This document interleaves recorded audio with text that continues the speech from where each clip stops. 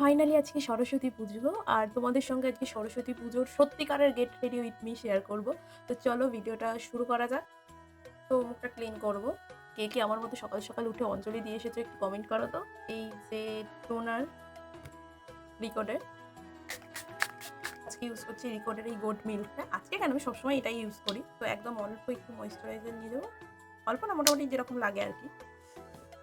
বেশি কথা বলার সময় নেই, অনেকটা দেরি হয়ে গেছে সবাইকে রেডি করতে করতে। আমি নিজেই এখনো পর্যন্ত রেডি হতে পারলাম না।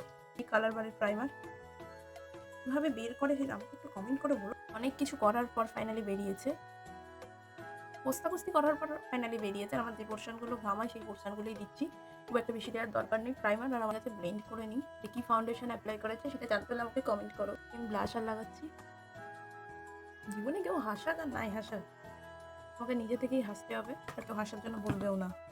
ঠিক আছে, যে যত পারবে তোমাকে কষ্ট দিতেই থাকবে, তাদেরকে ইগনোর করো আর নিজে নিজেই ব্লাশ করতে থাকো।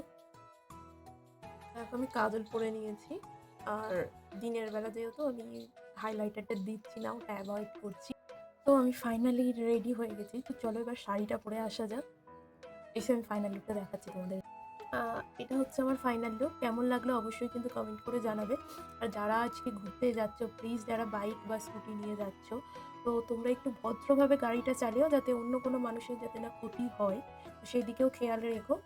তো এটাই বলার ছিল, আর কিছু বলার নেই। টাটা সবাইকে, ভালো থেকো, সুস্থ থেকো, ভালোভাবে ঘুরো, এনজয় করো।